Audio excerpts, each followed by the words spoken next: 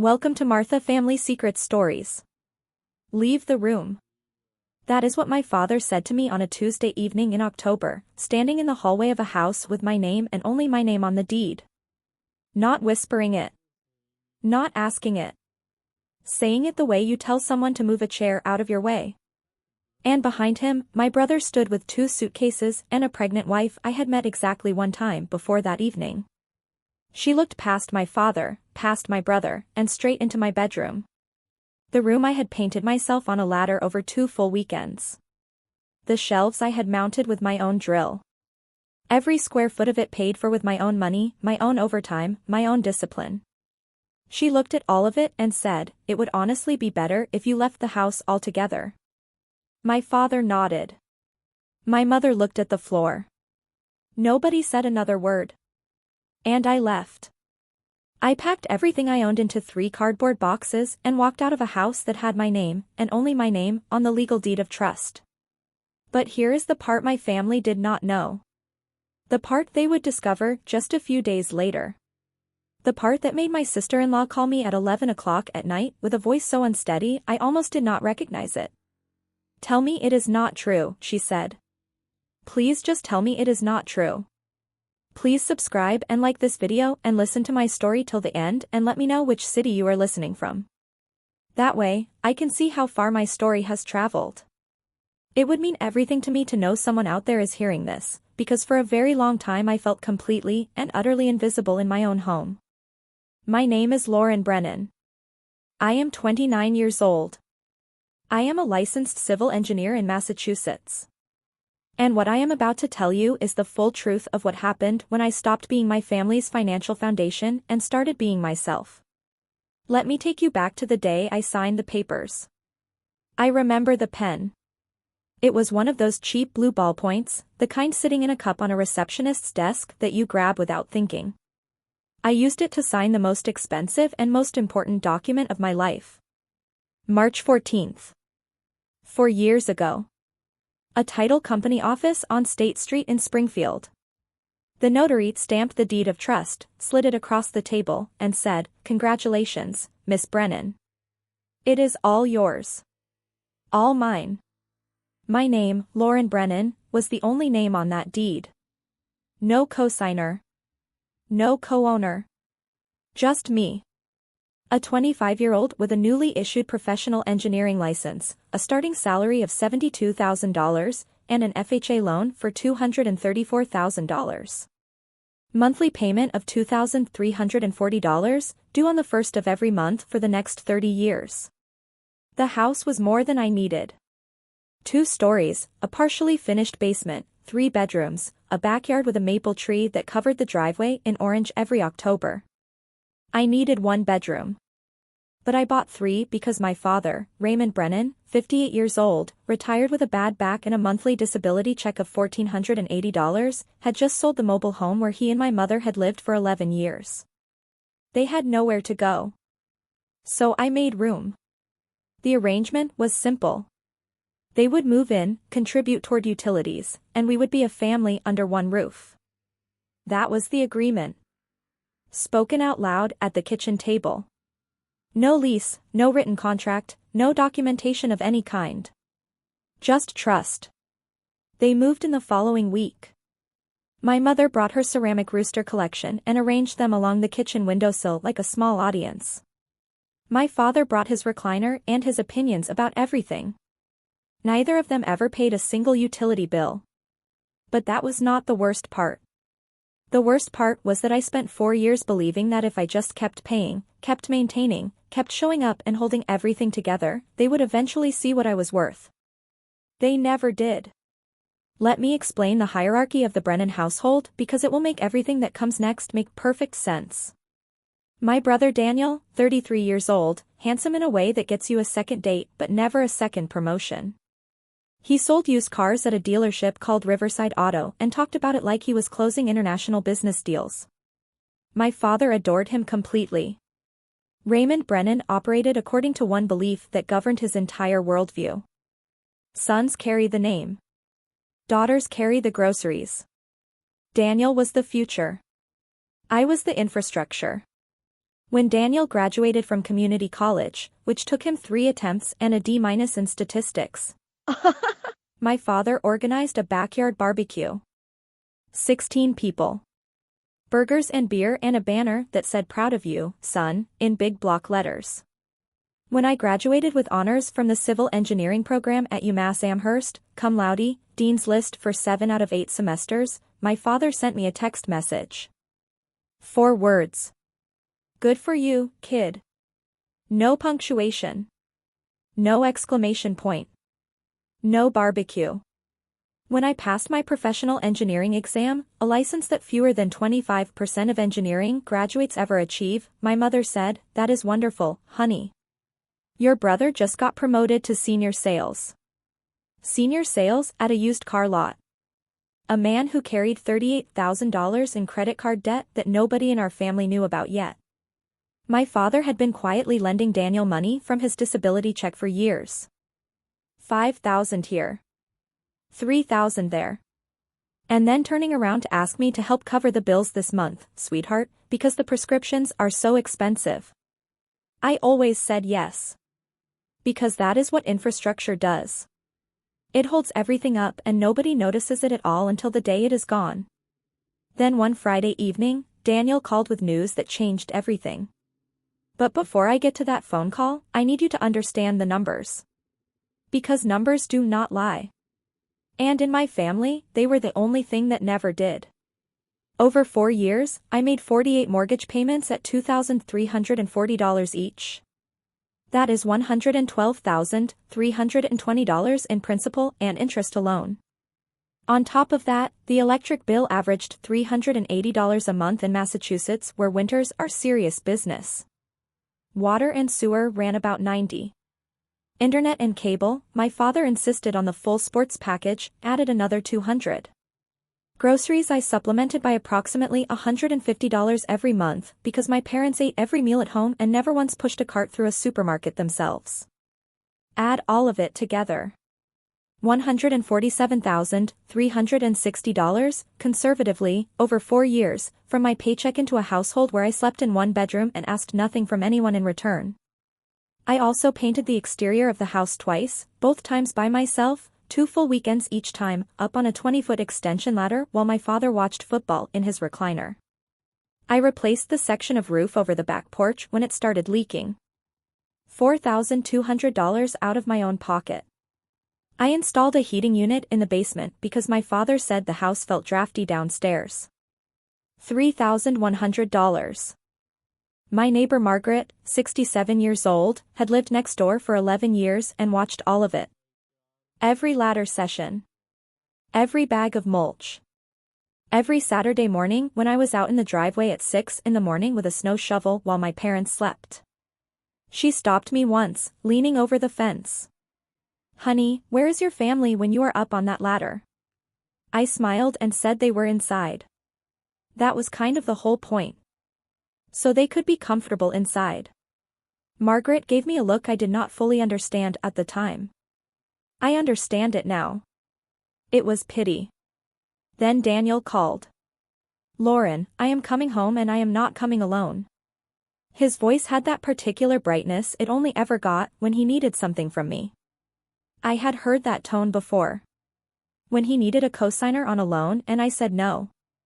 When he wanted to borrow my car for a weekend that became 2 weeks. When he asked me to talk to Dad about sending him more money. This time he was bringing his wife, Vanessa. 8 months pregnant with their first child. They arrived on a Friday evening. 2 large suitcases, 3 boxes of baby supplies, and Vanessa, who stepped out of Daniel's car and looked at my house the way you would appraise something at an estate auction. My father was ready for them. I understood that within 30 seconds of their arrival because the living room furniture had already been rearranged. A corner cleared. A space made. Raymond had known they were coming and he had prepared for it without telling me a single word. But Vanessa looked at the living room and shook her head slowly. "This will not work for us. We need a proper bedroom. I am 8 months along." And my father turned to me. Not asked. Turned. The way you turn to a piece of furniture that needs to be repositioned. Leave the room. That is my room, Dad. I have lived in that room for 4 years. Daniel needs it now. He has a family coming. I am family. You know what I mean. And then Vanessa added her line. The one I already told you. That it would honestly be better if I left the house altogether. My mother appeared in the hallway behind them holding 3 flattened cardboard boxes. The same size. The same brand. The exact ones I had used to move in 4 years earlier. She had kept them. For years she had stored those boxes in the garage. As if some part of her had always known this day was coming. Weeping. I cannot tell you how that landed. My own mother standing there with the boxes I had moved in with, already prepared, already waiting. I told myself it was temporary. A week, maybe 2, while everyone figured out next steps. That is what Raymond told me. Just temporary, Lauren. Just until things settle down a little. So I moved downstairs into the basement. The one I had spent $3,100 heating so the house would be comfortable. Bare concrete walls. A single overhead bulb on a pull chain. A mattress dragged down from the guest closet, placed directly on the floor because there was no bed frame down there. The air smelled like mildew and old cardboard. And in the corner, a slow drip from a pipe joint marked time through the night. The first night, I lay on that mattress and stared at the ceiling above me, which was their floor, and thought about the $2,340 I had paid 11 days earlier. The next afternoon, Vanessa posted a photograph to her social media. My old bedroom, rearranged as a nursery with a new crib and pastel decorations. The caption read, "Family always makes room for the next generation."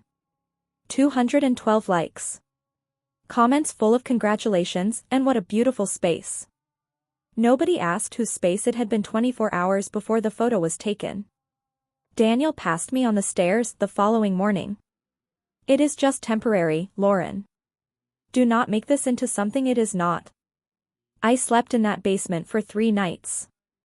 On the 3rd night, a joint in the cold water pipe gave way. Not a burst. Just a steady seep. I woke at 3 in the morning with the back of my shirt soaked through the mattress. I lay there in the dark, water moving through the fabric, staring at the ceiling. I am paying $2,340 a month to sleep in a puddle beneath my own house. The next morning I went upstairs to make coffee. Vanessa was sitting at the kitchen table using the espresso machine I had bought. She looked up. "Oh, you are still here?" That was the moment I understood that love and ownership are not the same thing at all. I want you to pause with me for a second right here. Because I need to know if you have ever been made to feel like a guest in your own space. Like the thing you built and paid for and maintained was somehow not yours to claim. Drop a comment and tell me where you are watching from. Tell me if any piece of this sounds familiar.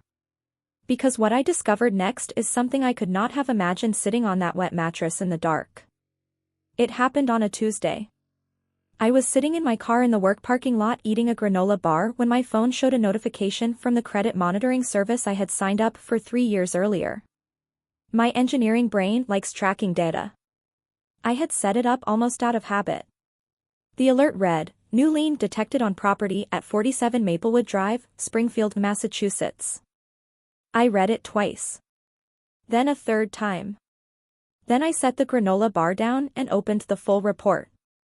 A $95,000 mortgage lien filed through Greenfield Credit Union. A small community bank on the same street where my father kept his checking account. The borrower's signature on the deed of trust addendum listed as Lauren Brennan. Except I had never signed anything. I had never walked through the door of Greenfield Credit Union. I had never authorized a lien on my property of any kind. I pulled up the signature image in the PDF. It looked close. Close enough to fool someone glancing at it quickly. But I know my own handwriting the way a musician knows the sound of their own instrument. The capital B in Brennan was wrong. I loop it tight at the top. This one swooped wide, the way someone copies a letter from a photocopy rather than writing it naturally. And my middle initial, E for Elizabeth, was written in printed letters. I always write it in cursive. Always. Someone had traced my signature from the car lease I had signed 2 years earlier. The one my father had helpfully photocopied for his records. I called Greenfield Credit Union from the parking lot. A manager confirmed the loan had been processed 3 months prior by someone who had described themselves as a family member of the property owner. The witness on the application was listed as Patricia Brennan. My mother. $95,000. My name. My house. Without my knowledge. Without my consent. With my mother's signature as the witness, written in the green ink pen she had used for 20 years. I sat in that parking lot with both hands on the steering wheel, shaking. Not from fear. From rage. If this lien hit my credit report officially within the next 30 days, my score of 761, built over nearly a decade of careful financial discipline, would collapse. And with it everything I had worked toward.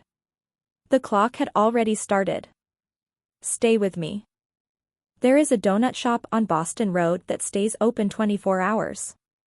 I sat there until 1 in the morning with a medium black coffee and a paper napkin I had flattened on the table between my hands. I drew a line down the center of it. Left side, what I lose if I fight this. Right side, what I lose if I do not. The left side was short but heavy. Whatever remained of my relationship with my parents. The possibility of being written out of the extended family narrative entirely. My Aunt Margaret's Christmas cards. My uncle's handshake at Thanksgiving. And Vanessa was 8 months pregnant, which meant any move I made would be framed by my father as an attack on an innocent expectant mother. I could already hear the version Raymond would construct and distribute. The right side of the napkin was longer. $95,000 in fraudulent debt attached to my legal name. A credit score in freefall. The potential loss of my ability to refinance, to borrow, to function as an independent financial adult. The permanent dent in a professional reputation I had spent years building, one approved permit and one completed project at a time. And the certainty. The absolute mathematical certainty that if I did nothing, they would do it again. Because people who steal from you once and face no consequences do not stop. They simply get bolder the next time. I looked at both columns. Then I crumpled the napkin and dropped it on the tray. The decision had already been made the moment I saw that forged signature in the PDF. I just needed the napkin to confirm what I already knew. The next morning I called an attorney named Carol Whitmore. 17 years of practice in Springfield, specializing in property disputes and real estate fraud. A colleague's mother knew her and had described her as someone who does not waste a single word. I told Carol everything.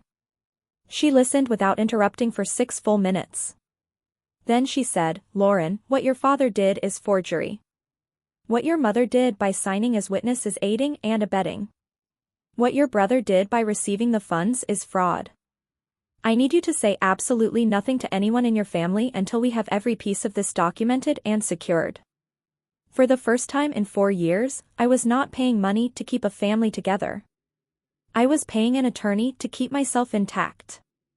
Carol moved fast. Within 48 hours she had filed a formal request under my rights as the sole property owner for every document related to the lien from Greenfield Credit Union. They were obligated under law to comply. The packet arrived at Carol's office on a Thursday afternoon. I drove straight from work and we spread every page across her conference table like evidence from a crime scene. Because that is exactly what it was. The forged deed of trust addendum, my signature or the version of it someone had carefully traced, sat at the bottom of page 4. My mother's name as witness appeared on page 5 in her unmistakable handwriting. The same green ink pen she had used to sign birthday cards and grocery lists, and the note she had tucked into my lunchbox in 4th grade that said, "Have a wonderful day, sweetheart." Then the transaction records. Carol had highlighted them in yellow. $38,000 transferred directly to a credit card account registered to Daniel G. Brennan. His entire outstanding balance cleared in a single wire transfer. $22,000 to Riverside Auto. A down payment on a vehicle. $15,000 withdrawn in cash by Patricia Brennan across 3 separate branch visits. And $20,000 sitting untouched in Raymond Brennan's personal savings account. $95,000 distributed like gifts at Christmas while I was sleeping on a wet mattress in the basement of the house they had borrowed it against. Carol looked at me over the top of her reading glasses. They thought they were being clever. But clever people do not forge documents on a property they do not own with a bank that keeps digital records of every single transaction. She also told me something I had not considered. The loan officer who had processed the application, a man named Thomas Graves, had bypassed the standard identity verification protocol entirely. No in-person confirmation. No video call. Just my father's word and a photocopied signature. Graves had later admitted in an internal interview that Raymond was a regular customer he had known casually for years and had taken at his word that the property owner was away but fully aware of the transaction. My father had traded casual familiarity for my financial identity. We have more than enough, Carol said. Now, when do you want to move? Engagement break. Right here, right now, I want to ask you something. Have you ever sat across a table from someone laying out evidence of what your own family did to you, and felt two completely contradictory things at the exact same time? The clarity of knowing you were right and the grief of knowing that being right changes everything? Tell me in the comments. Drop your city. Share what you felt. Because sitting across that conference table from Carol with those highlighted pages between us, I felt both of those things so deeply I could barely breathe. Day 12. That is how long it took from the moment I discovered the forged lien to the morning I walked out of 47 Maplewood Drive with 3 cardboard boxes, a duffel bag, and an actual plan. 3 days before leaving, I had signed a lease on a studio apartment 8 minutes away. 900 square feet. Clean. Quiet. $1,100 a month. I signed it with my own pen, in my own handwriting, with my middle initial in cursive the way I have always written it. For the first time, the money I was spending felt like it was going somewhere that actually belonged to me. The packing took less than 2 hours. 4 years in that house and my entire life fit into 3 boxes and 1 bag. Clothes. My laptop. My PE license in its frame. The small toolbox I had used to fix everything from the kitchen faucet to the porch railing. A photograph of my grandmother Ellen that I kept on my nightstand. Before I walked out, I placed a white envelope on the kitchen table. Inside was a certified copy of the deed of trust with my name highlighted in yellow and a single handwritten note on plain paper. This house is mine. The mortgage is mine. Everything else is about to change. I drove away at 6:15 in the evening. The maple tree in the front yard was beginning to turn. The first edges of orange pushing into the green at the tips of every leaf. I did not look back. Raymond found the envelope at 7. My mother told me later what happened. He opened it, read the deed copy, read the note, and tore the paper directly in half. Then he said, "She is bluffing." He did not know that the document he had torn was a photocopy.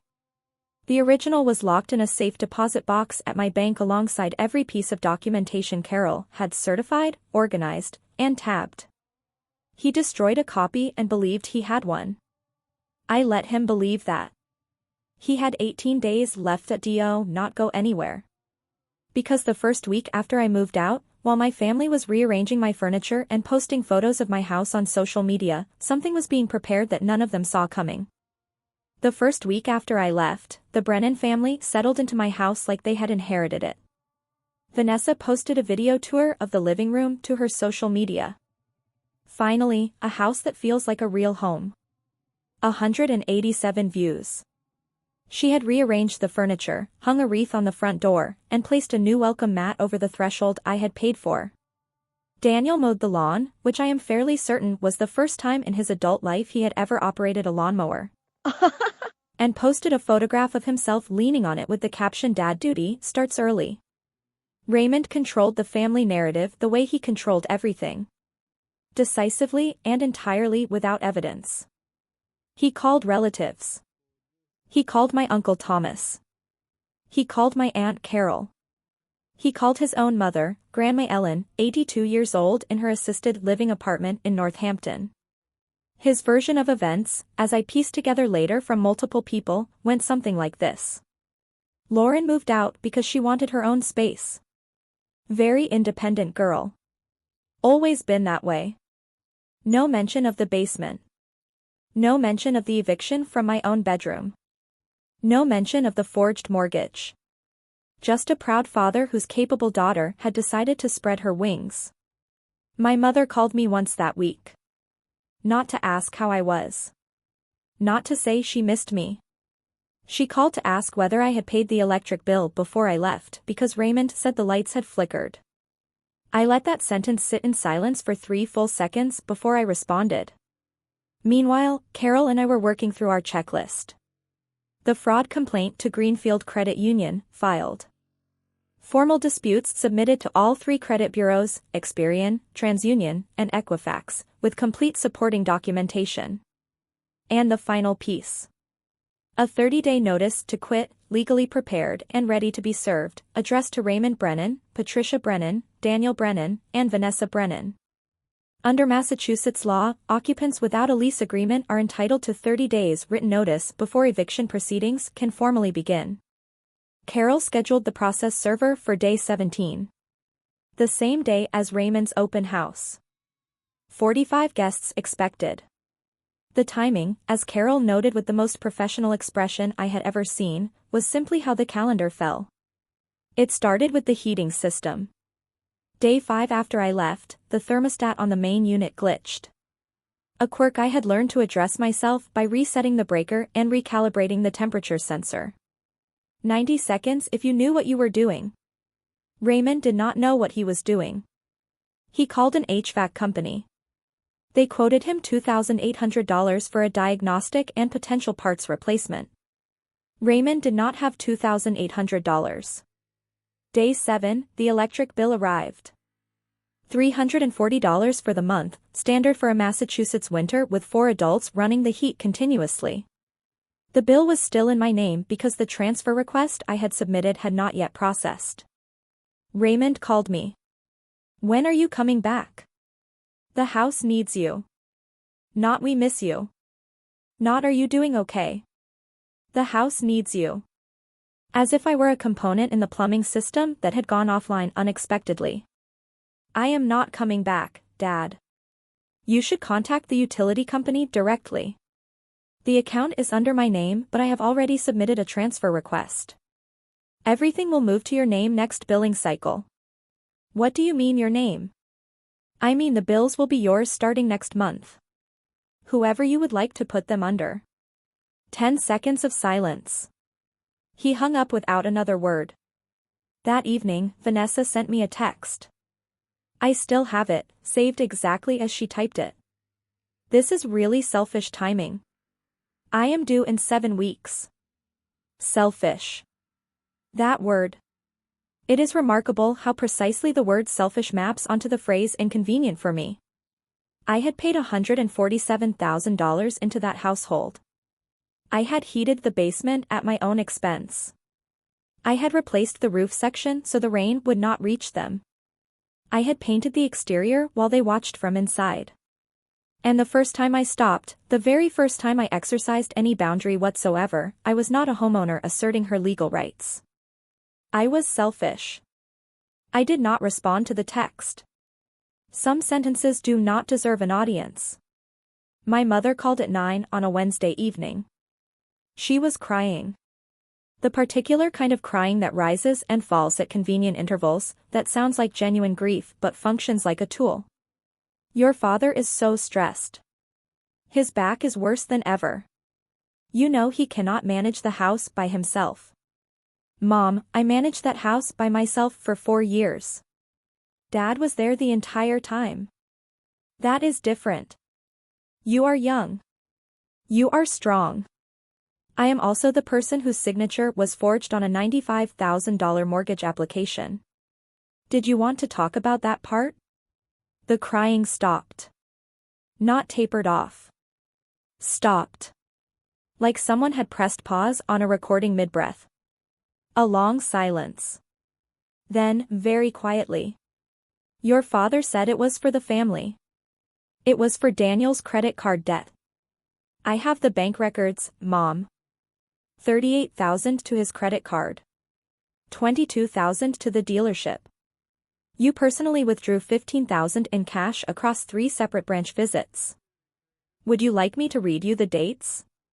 You are going to destroy this family. The family was already broken the night you brought 3 cardboard boxes to the door of my bedroom. She hung up.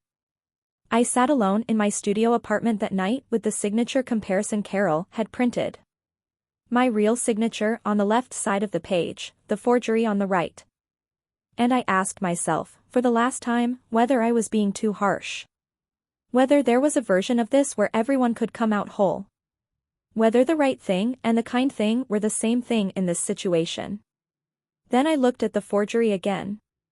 My mother's handwriting on the witness line. Green ink. No. I was not being too harsh. I was finally being clear.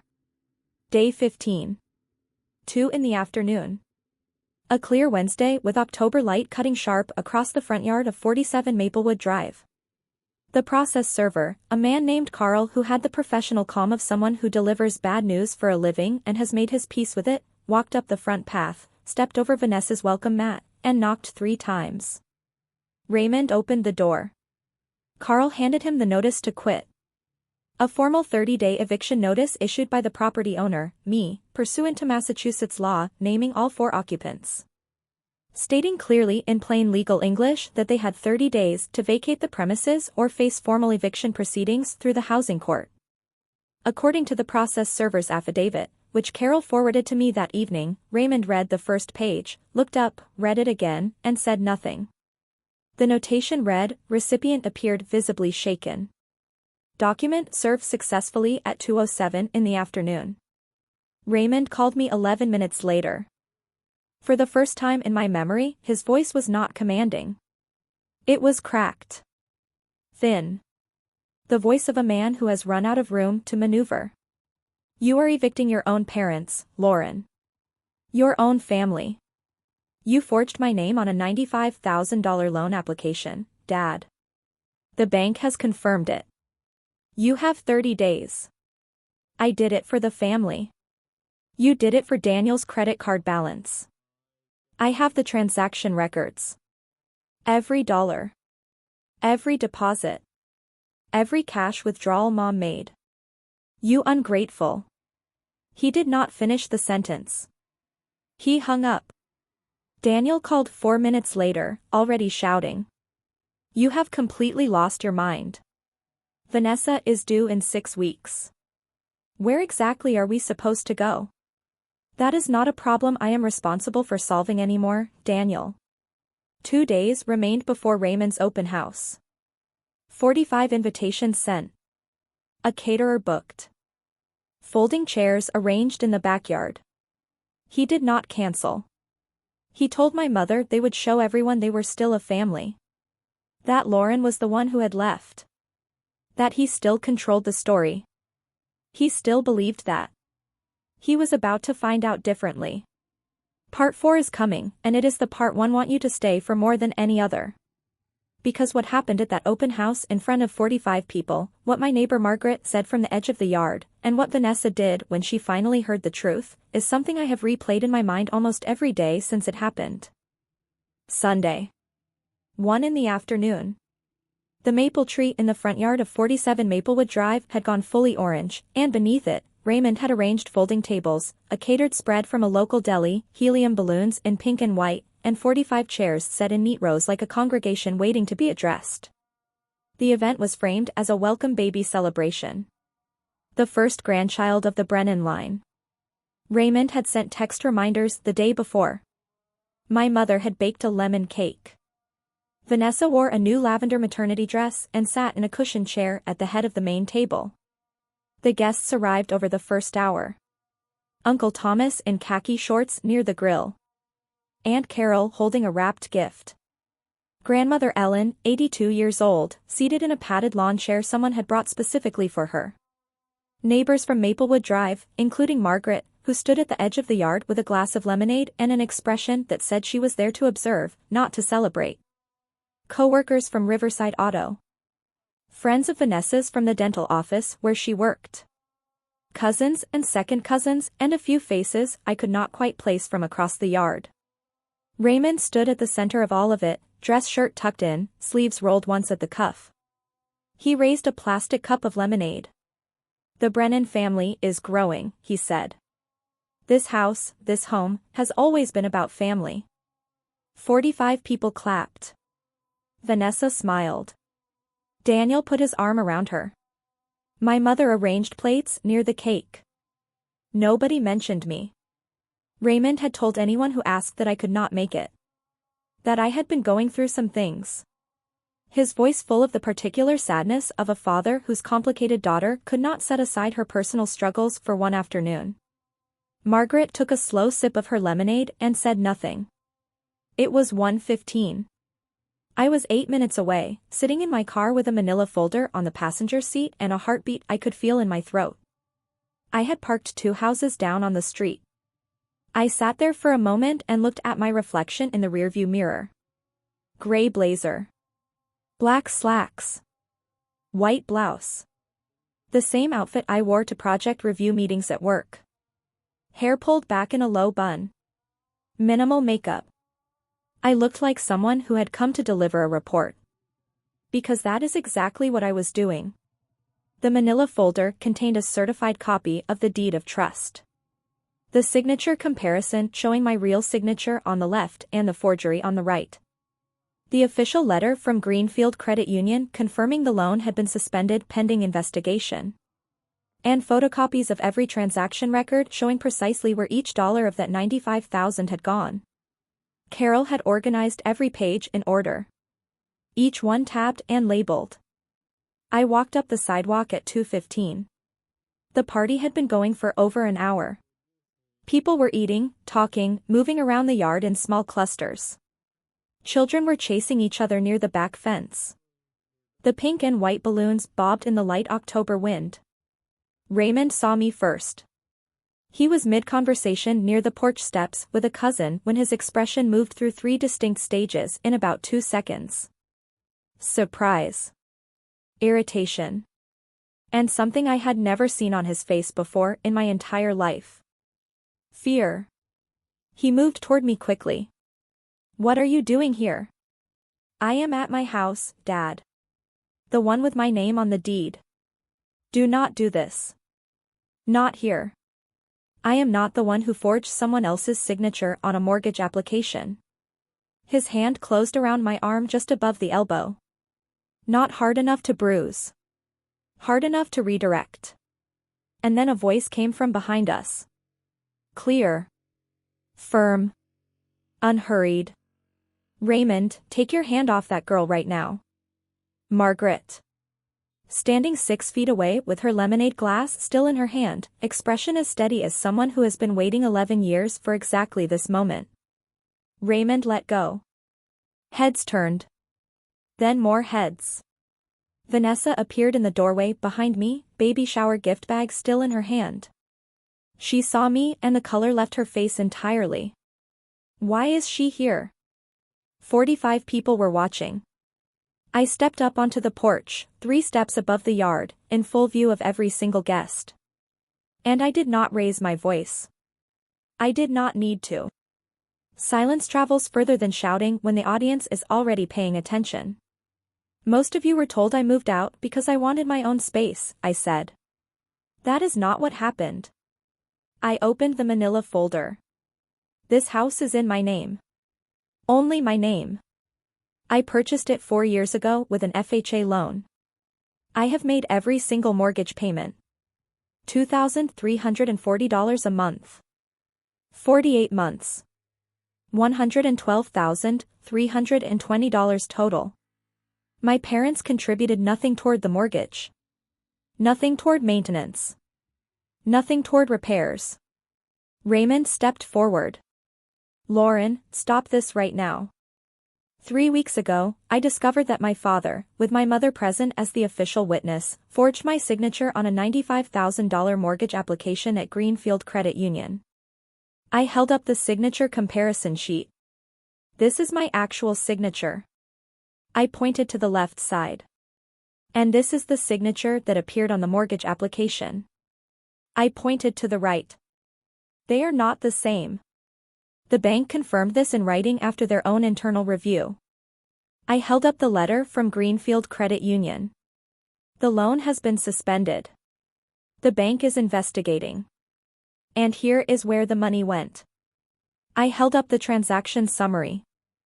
$38,000 to Daniel's credit card balance, wiped clean in a single wire transfer. $22,000 to a car dealership for a down payment on his vehicle. $15,000 withdrawn in cash by my mother over 3 separate branch visits. And $20,000 sitting in my father's personal savings account right now. My parents forged my signature and used my property to steal $95,000 from me. The yard went silent. Not the polite silence of a pause in conversation. The absolute, airless silence of 45 people realizing simultaneously that they are standing inside someone else's lie. Aunt Carol set her cup down on the table. Uncle Thomas looked at Raymond with an expression I had never seen him use before. And then Margaret spoke, loudly enough to reach every corner of that yard. I have lived next door to this family for 11 years. I watched this girl paint those walls, shovel that driveway, maintain that house alone, every single time. And they had the nerve to put her in the basement of her own home. I set the folder on the porch railing. I am not here for revenge, I said.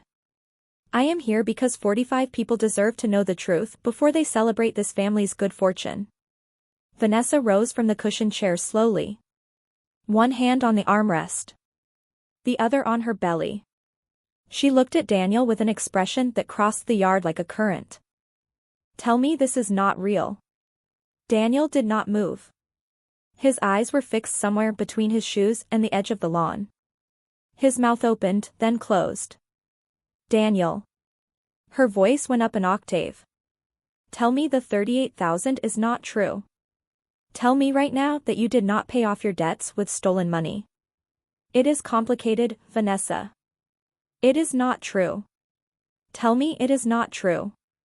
Her voice broke across the yard like something made of glass hitting tile. A child near the back fence stopped running. Uncle Thomas set his plate down on the catering table. Grandmother Ellen, seated in her padded lawn chair with both hands gripping the armrests, stared at her son Raymond with the particular stillness that comes before a verdict. Raymond tried to reassemble his stage. Everyone, he said, stepping forward, arms open. This is a family matter. We can resolve this privately. Uncle Thomas cut him off. A family matter, Raymond. You forged your daughter's legal name on a financial instrument. That is not a family matter. That is a crime. Aunt Carol, the same woman who had called me 2 weeks earlier to tell me my grandmother was crying because of what I was doing, picked up the wrapped baby gift she had brought, placed it back in her bag, and stepped away from the catering table without a word. Then Ellen spoke. Her voice was thin from age, but harder than anything I had heard that entire afternoon. Raymond, I did not raise you to be a thief. Mom, this is not your business. Sit down. Ellen did not sit down. She stared at her son and said nothing further, which was somehow worse than anything else she could have said. Raymond sat down on a folding chair in the middle of his own party in front of 45 guests. He sat down and he said nothing. Vanessa walked inside. The screen door slammed behind her. One by one, guests began gathering their belongings. Nobody took leftover food from the catering trays. Nobody said congratulations. Nobody lingered by the cake table. The open house was over. The house was mine. An hour later, the yard had the quality of something that had been cancelled mid-sentence. Folding tables still standing. Paper plates scattered in the grass. Pink and white balloons still tied to the mailbox, bouncing in a wind that no longer had a party beneath it. I sat in my car at the curb with the engine off and my hands in my lap. I had expected to feel something sharp and clean. Triumph. Relief. The satisfying snap of justice properly delivered. Instead, I felt hollow. The way you feel after pulling a tooth that had been causing damage for years. Necessary. Correct. And not one single part of it felt good. Through the front window I could see Raymond sitting in his recliner in the living room. Just sitting. My mother's shadow moved behind the kitchen curtain, wiping the counter the way she always did when she did not know what else to do with herself. Upstairs, behind the closed door of the nursery that used to be my bedroom, Vanessa had locked Daniel out. I could hear her voice from the curb, muffled but distinct. You told me it was a bonus. A work bonus, Daniel. You looked me in the face and said that. I was going to explain everything after the baby. After the baby. After we moved into a house that is not even ours. When exactly were you planning to tell me the truth? A car pulled up behind mine. Uncle Thomas. He got out, walked to my window, and stood there a moment before speaking. I owe you an apology, he said. I believed your father. I should not have. I am sorry, Lauren. Thank you, Uncle Thomas. That means a great deal. He nodded once, walked back to his car, and drove away. Aunt Carol left without stopping that afternoon. But 48 hours later she sent a text 2 paragraphs long, clearly rewritten several times before she sent it. An apology that was more honest than I had expected from someone who had been so certain I was wrong. I started the car and pulled away from Maplewood Drive. In the rearview mirror the pink and white balloons floated above the mailbox against a gray October sky, celebrating something that no longer existed. Stay right here.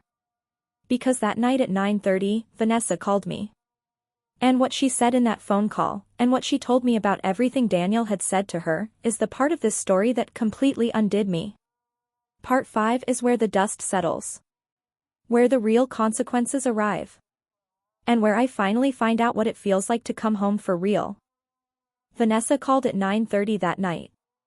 Her voice was different from anything I had heard from her before. Not angry. Not tearful. Flat. The voice of someone who has used up all of her feelings for the day and is now running purely on the need for information. I need to know everything, she said. Every dollar. Every conversation. Every lie. I hesitated for a moment. This was the same woman who had told me to leave my own house. Who had photographed my bedroom and posted it online as a trophy. Who had texted me the word selfish when I stopped paying bills on a property she was occupying for free. But she was also 8 months pregnant and had just spent an afternoon discovering that her husband had built their life on stolen money. Whatever she had been before, tonight she was someone who deserved the truth. I sent her the complete transaction records. 15 minutes of silence. Then her name appeared on my phone again. The $22,000 for the car, she said. He told me that was a dealer discount. He said he had earned it through some performance bonus at work. I believed him. I am sorry, Vanessa. Do not be sorry for telling me the truth. I am sorry for what I said to you in that house. I am sorry for what I put on social media. I did not know it was your house. Raymond told me it had been in the family for years. That it was inherited property. It was never inherited. I purchased it with my own money when I was 25 years old. A long silence. Then, quieter. I owe you an apology. A real one. Not tonight. I cannot manage tonight. But I owe you one. Before she hung up, she told me something I had not known. Daniel owed her $7,000 she had lent him before their wedding. Money he had promised to repay after the baby arrived. She was starting to recognize a pattern I had spent 4 years learning. Her last words that night. I am calling my mother in the morning. I am not bringing this baby into a house that was built on lies. She kept her word. Engagement break. I want to stop here for just a moment because this is the part of the story I think about the most. Not the open house. Not the documents on the conference table. This phone call. Because Vanessa had every reason to be defensive and instead she chose to be honest. Have you ever had someone surprise you like that? Someone you expected to fight you who instead looked at the truth and accepted it? Tell me in the comments. Tell me your city. Tell me your story. I genuinely want to know. The week after the open house, the Brennan household came apart the way a building comes apart when you remove its load-bearing wall. And I would know precisely what that looks like. I am an engineer. Vanessa moved to her mother's house in Worcester, an hour and a half away. Daniel called her 14 times on the first day. She did not answer once. By the third day, her relationship status on social media had changed from married to completely blank. Not single. Not complicated. Just blank. Which somehow said more than either of those words could have. Daniel, without Vanessa and without the incoming baby narrative to organize his identity around, was simply a 33-year-old man sleeping on a friend's couch. He had lost the story he had been living inside. Raymond, for the first time in Daniel's memory, turned on his son. If you had not accumulated so much debt, none of this would have ever happened. Golden child, meet the cold side of the altar. Raymond himself was unraveling in quieter ways. He cancelled his weekly card game for the first time in 12 years. Told his friends it was family stuff. 2 of those friends had been at the open house. They had seen the documents. They already knew. The phone calls Raymond used to receive, cousins checking in, friends suggesting lunch, slowed to almost nothing. Uncle Thomas did not call at all. Grandmother Ellen did not return Raymond's calls for 3 days straight. My mother called me every day that week. Same script. Same cadence. Come home. We can fix this together. And every day I gave the same answer. There is nothing to fix, Mom. There is only what comes next. A formal letter arrived at 47 Maplewood Drive from Greenfield Credit Union, requesting that Raymond and Patricia appear in person to discuss the matter. The bank had its own institutional problems now that their loan officer had been placed on administrative leave, and Raymond was running very short on people willing to accept his version of events. On social media, Vanessa quietly deleted the post. The one with 212 likes and the pink heart emoji about family always making room for the next generation. She deleted it. But screenshots last forever. Within a day, a friend of hers had posted something indirect about finding out a home you thought was shared was actually stolen. 89 comments. 340 reactions. Vanessa was not named. She did not need to be. People who knew, knew. On Maplewood Drive, Margaret did not gossip. It was simply not in her character. But when neighbors asked her directly what had happened, she gave them one sentence. I watched that girl build this home with her own 2 hands. You should ask Raymond what he built. It was the kind of line that did not require a follow-up. At Riverside Auto, 2 of Daniel's co-workers had been at the open house. They had seen the documents. Heard Vanessa's voice break across the yard. Watched Raymond sit down on a folding chair in front of his own guests. One of them asked Daniel on Monday morning, "Hey, was that your sister's house this whole time?" Daniel requested 3 days of personal leave. His manager approved it without asking any questions. Some silences are louder than any explanation could ever be. Aunt Carol's text arrived on the second Tuesday after the open house. It was longer and more honest than I had expected from someone who had told me, 2 weeks prior, that my grandmother was crying because of me. Lauren, I am sorry. I judged you without listening to you. I always wondered privately how Daniel could afford that car. Now I know. I hope you can find a way to forgive me in time. I understand if it takes a while. I did not reply immediately. I saved the message. Some apologies need time to sit before you understand what they actually weigh. Day 30. The eviction notice expired on a Tuesday morning. No extensions. No negotiations. No late phone calls that changed the outcome. Carol sent a final formal letter to the address. All occupants had until end of day to vacate the property or face court-ordered eviction proceedings through Springfield Housing Court. Raymond called me that afternoon. His voice was different from every other version of his voice I had ever heard.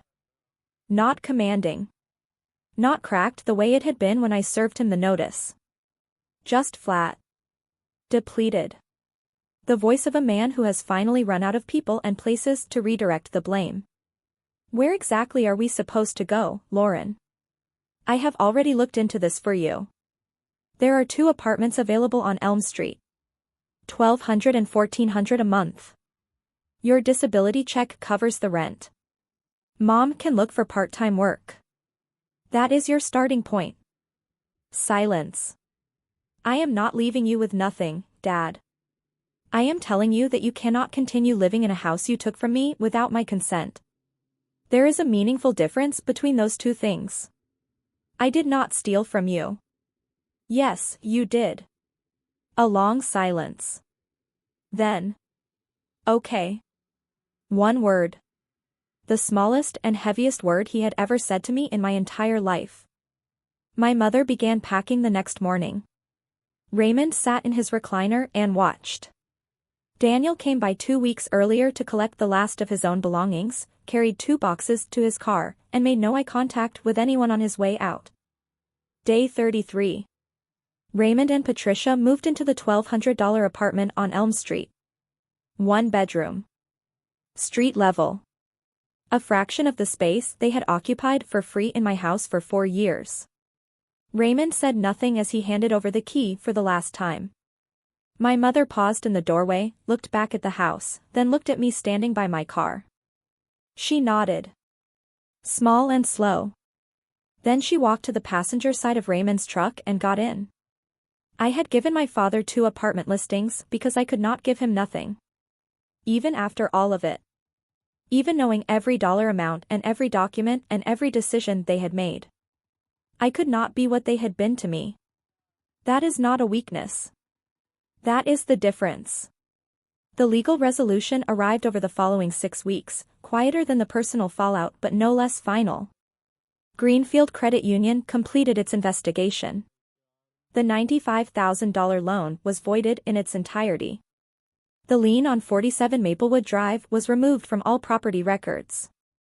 The fraudulent entry was expunged from my credit file through formal disputes with all 3 bureaus. My score, which had never actually dropped because of Carol's preemptive action, climbed from 761 to 774 once the lien removal was reflected. Thomas Graves, the loan officer who had processed the application on Raymond's word and a casual working relationship, was terminated. The bank sent me a formal written apology and offered a $5,000 goodwill payment. I declined the money. Instead, I requested a written commitment from Greenfield Credit Union that they would implement mandatory in-person identity verification for every future mortgage application. They agreed. Carol had the commitment notarized. The harder question was whether to pursue criminal charges. Carol laid it out plainly. What Raymond and Patricia had done, forging a signature on a financial instrument, constituted forgery under Massachusetts law. What Daniel had done by knowingly receiving the proceeds was fraud. I had full legal standing to file a criminal complaint against all 3 of them. I chose not to. Not because they did not deserve to face those consequences. Because I did not want to spend 2 years in courtrooms revisiting the worst thing my family had ever done to me. I had already won. I had my house, my credit score, my name, and my life back. I did not need a conviction to know with absolute certainty that I was right. Carol sent Raymond 1 final letter on my behalf. Lauren Brennan has elected not to pursue criminal charges at this time. This decision represents a personal courtesy and should not be understood as an entitlement. Any future unauthorized use of Ms. Brennan's identity or property will be referred immediately to law enforcement without further notice. My mother told me later that Raymond read that letter twice, folded it carefully, and put it in a drawer in the kitchen. He never mentioned it again. Some warnings do not need to be loud. They simply need to be permanent. 2 months after the open house, I sat at my kitchen table in the studio apartment and wrote an email. Not to Carol. Not to the bank. To my family. All 3 of them. Raymond, Patricia, Daniel. It took me 4 hours. Not because the language was complicated. Because I wanted every single word to be both a wall and a door. Firm enough to protect what I had rebuilt. Open enough to prove that I was not them. The email had 3 sections. The first was about money. I will not provide financial support of any kind. If you need help locating community resources in Springfield, I can make referrals. The second was about communication. I am open to contact, but only within specific terms. No guilt language. No demands. No reference to the house or the mortgage. If these terms are not respected, I will pause all contact for 90 days. The third was about the future. If trust is rebuilt over time through demonstrated and consistent change, not through words alone, I am open to having a relationship on different terms than before. I read it 6 times. Then I sent it. Raymond never responded. Patricia replied 2 days later. I understand. I am sorry, Lauren. Truly. Daniel responded 2 weeks after that. 4 words. I get it now. Which was either growth or exhaustion. I decided it did not matter which. I had spent 4 years trying to read people who were not being honest with me. I was not going to spend another 4 years doing the same thing. Tell me in the comments. And if you have dealt with something similar, share your story. You are not alone. Subscribe for more stories about standing your ground and reclaiming your life. Because the person reading this right now who is afraid that drawing a line means losing everyone, I want you to know that the people worth keeping will still be there on the other side of it. 3 months after the open house, Vanessa gave birth to a daughter. 6 pounds, 12 ounces. Born at a hospital in Worcester near Vanessa's mother's house. Daniel was not in the delivery room. Vanessa had filed for legal separation at probate court the week prior. Vanessa sent me a photograph the morning after the birth. A tiny face wrapped in a white blanket. Eyes closed. One small fist curled against her cheek. Beneath the photo, a message longer than anything Vanessa had ever sent me before. Lauren, I said terrible things to you inside a house that was never mine to claim. I was wrong. I was told things that were not true and I chose to believe them because it was easier than asking questions. That is on me entirely. You do not owe me a single thing. But if you ever want to meet her, the door is open. No pressure. No timeline. She has your grandmother's eyes. I looked at that photograph for a very long time. And then I cried. For the first time since I had driven away from Maplewood Drive, I cried. Not from sadness. Not from anger. From the specific and overwhelming relief of something unclenching in your chest that you had forgotten was clenched. I cannot even describe it properly. It was like something in me finally exhaled after holding its breath for 4 years. I replied. Thank you, Vanessa. That means more than I can say. I would like to meet her when the time feels right. Vanessa had filed her separation papers. She was not going back to Daniel. She told me in a later conversation that the $7,000 he still owed her was the smallest of the debts between them. Daniel called me once after the baby was born. He asked if he could bring his daughter to see me sometime. I said yes, but at a coffee shop in town. Public space. Neutral ground.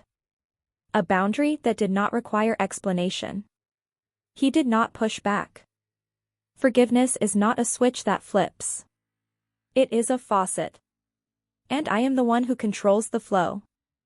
6 months after the open house, I moved back into 47 Maplewood Drive. My house. My name on the deed. My key in the lock. My hand on the door. I repainted every room. New colors, chosen by me, for no other reason than that I had earned the right to choose. Soft gray in the bedroom. Warm white in the kitchen. The basement received a proper vapor barrier, a new floor, and recessed lighting, because I never wanted to look at bare concrete again. Margaret came over the first afternoon with a potted lavender plant, set it on the porch railing, squeezed my hand, and said, "Welcome home, honey. For real this time." At work, the promotion I had been tracking came through. Senior project engineer. A salary of $104,000 a year. I signed the offer letter at the same desk where I had first seen the credit monitoring alert that started all of this. I began writing. Not reports. Personal essays. About family systems and what it costs to be the reliable one. About what happens when you stop subsidizing people who have confused your labor for your love. The first piece, about the basement and how I knew it was time to stop, was shared thousands of times in its first month. A small publishing house reached out. They wanted a book. I signed the contract. Raymond and Patricia live on Elm Street. He calls occasionally. The calls are short, careful, and devoid of demands. That in itself is a kind of progress I did not expect to see. Daniel is quieter now. Whether that is genuine change or simply exhaustion, I have stopped needing to know the answer. I met the baby at a coffee shop on a Tuesday afternoon. She was 3 months old, asleep in her carrier. Daniel handed her to me and I held her, warm and impossibly small, and I thought this very clear and very simple thought. I did not lose a family. I lost a version of family that had never been real. And I built something better in its place. The house is quiet now. But it is a different kind of quiet from before. Not the silence of being overlooked and underestimated. The peace of being completely in control of your own life. If you are somewhere out there right now, maybe in a basement that is not really your basement, maybe paying bills for people who have never once asked what you need, maybe wondering if drawing a line makes you the bad person in the story, I want to say this to you directly. You are not the problem. You have never been the problem. And the moment you decide to stop funding the version of the story that was never true, that is the exact moment your real life begins. That is the whole story.